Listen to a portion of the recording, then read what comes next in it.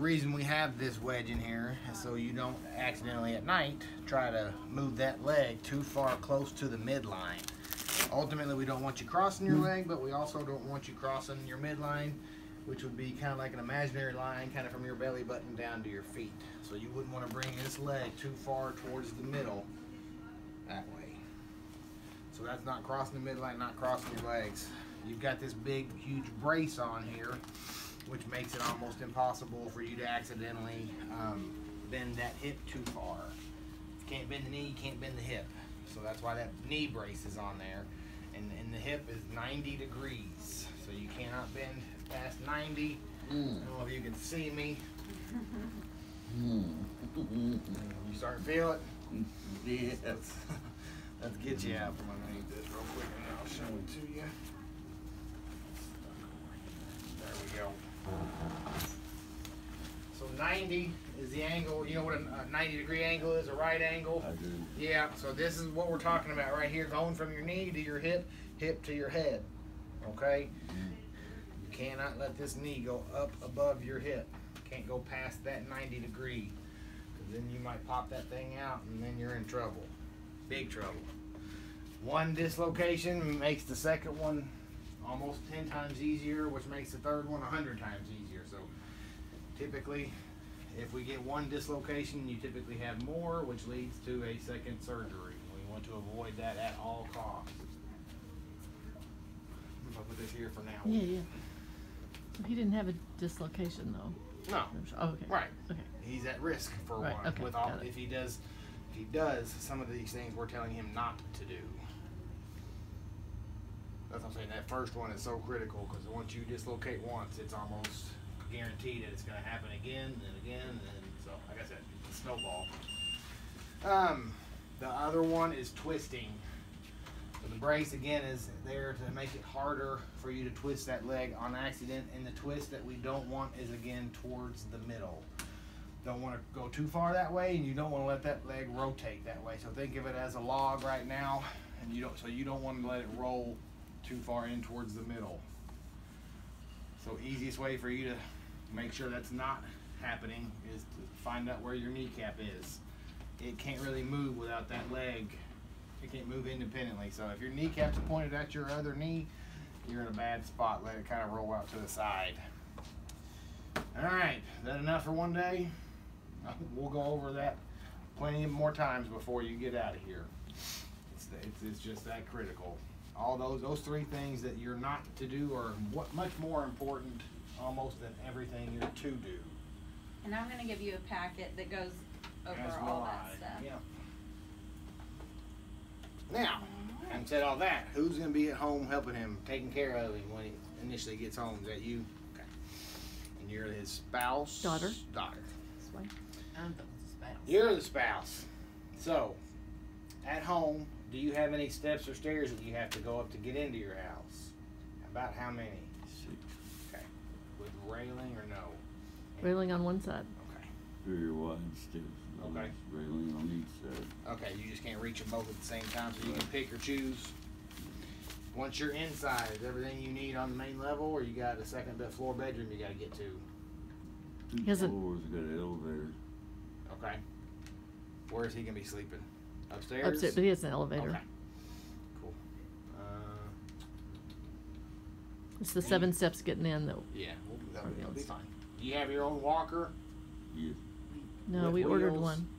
We ordered one. They're Okay. supposed to bring it. Well, we've got to recommend it for insurance to pay for it. That's why we have to know what you currently have, not what you're anticipating getting. And what about a bedside commode? Do you have one of those? Nope, he needs one. Those are 2 crucial things that you have to have. She's going to give you some equipment that you have to use as well, but that's for tomorrow. Other than that, shower chair is a nice thing to have. Insurance will not pay for it, so if that would be an extra expense on your all's part. He'll be okay without it, but it's probably not a bad idea, bad investment. All right. Have we confused you enough yet? Yeah. We'll guide you through all this. It's one thing to know that stuff. It's the other thing to know how to avoid it in your kind of day-to-day movement. So that's where we're gonna come into play as well. Right now, we're gonna get up and go for a short little walk. You're what they call weight bearing as tolerated, so that hip's in there nice and solid, so putting weight on it is not gonna hurt a thing, and he wants you to. As much as you can tolerate, as much as you're comfortable with. How tall are you? This is just a drain coming from the incision. So about 5'7". 5'7". And then last little thing is you probably would be better off if you can make it happen at home to get it out towards your new hip side. So out towards the right in same side, but just getting this leg up here on the bed first. That way you don't run the risk of trying to cross over that way too much, okay? All right, now comes your time to do a little work with us. You can lean forward just a hair. I'll try to get you tied up here.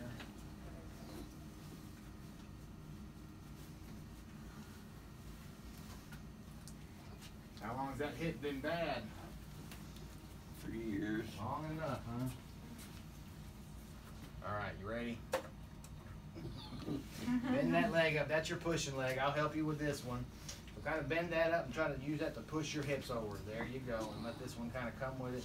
What I'm doing right now is what you'll do at home with one of the gadgets she gives you later on, called a leg lifter. Keep coming just like that, as Very good. far as you can. Probably one more scoot will do it. Good. Now, let this leg go ahead and come on off and kind of just like that, and then Sit up. pull up and pull on me, or try to use those hands on the bed. There you go. I know most people don't have a railing at home, so we're going to try to get to where we're Bring doing that without hand the over rail. here and try to get straightened out. There you go. That hurt it. In general, we prefer you to walk without that brace on. Oh, No. we pulled the call bell out. I'll fix it. But this first time, and until you really get a grasp for how we want you doing your sit to stand or stand to sit, we're gonna leave it on. So even when we do take it off, you want to act like it's on. So you want to act like that. Keep that. Like you cannot bend that knee on the right side, okay? Because that's gonna make that hip drop down some. So when you go to stand up, you don't bend it too far forward. Get belt on you. Something you'll go home with as well. We'll find you one. How are you feeling? Are you lightheaded or dizzy or nauseous? Just a little bit. Okay. Let's just sit here just a minute, kind of catch your breath. Yeah, you can put your hands on the bed there. Take a couple deep breaths in through your nose. Blow out through your mouth.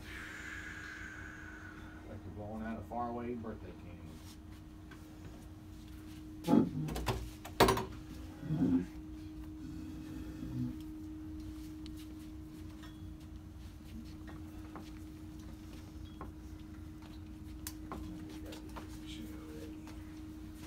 He's not to sit in that chair, okay? He can only sit in this green chair. That one, yes. That one, no. That Okay. one's too low. and Yep, it's- it is. Doesn't have wheels on it. You're okay.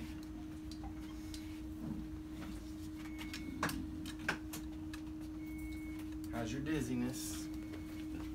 I'm good. Yeah, it is. It's good. Right in there.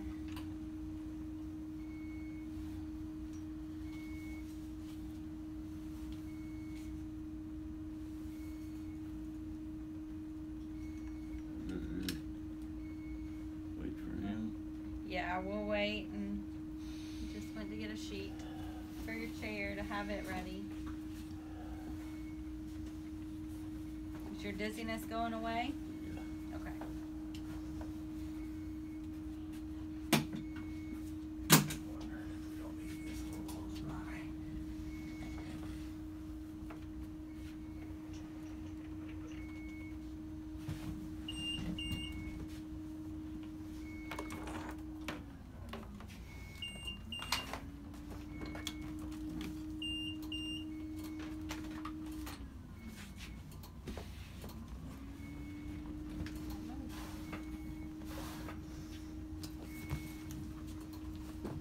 Just in case. All right, now it's about ready. How you feeling? Doing okay? Yeah. All right. She's gonna give you a little boost with the bed. Raise that bed up just a hair. Because until we're kind of up and standing, this one's not gonna do you much good. So we really gotta rely on this leg and these hands to push up from. Okay.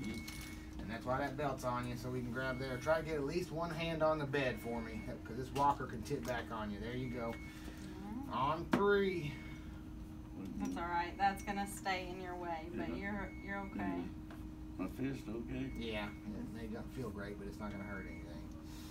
On 3, 1, 2, 3. Push down through that good leg. Good job. Now, grab for the walker there. Stand up nice and tall. Ooh. Be careful. Get a little dizzy. This is a new world. Yeah. A little different right now.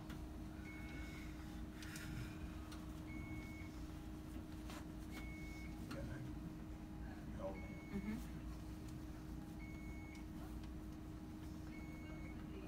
How's your head doing? Still Pretty not good. too dizzy or lightheaded? No, no. Okay. All right. We're going to take a couple steps here to see how that hip's going to react. And I do want you to pay attention to the sequence. That is important, okay? And actually, I'm going to drop this down 1 notch. You just stand still, keep your balance. You can keep holding on to the walker. We'll do the rest.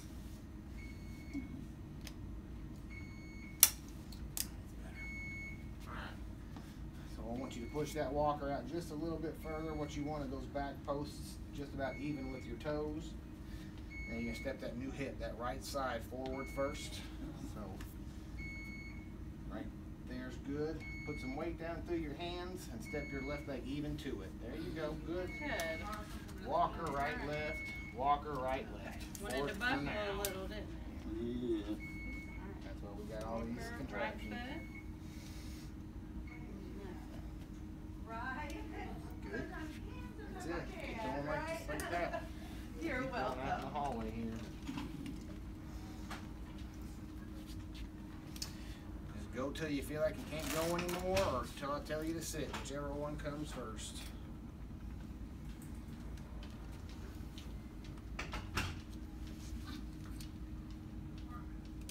We gotcha. That's another reason we leave that brace on that leg. Yeah. It'll get better.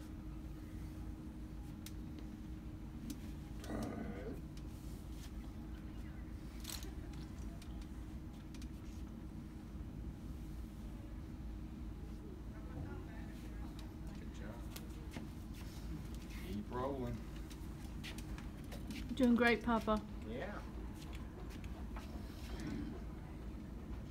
Don't feel like you have to go very far. Anytime you feel like you need to sit, or if your arms are getting a little tired, or if you're getting a little out of breath, just don't be a hero. It's all about safety right now. Not trying to show off. Follow that IV there.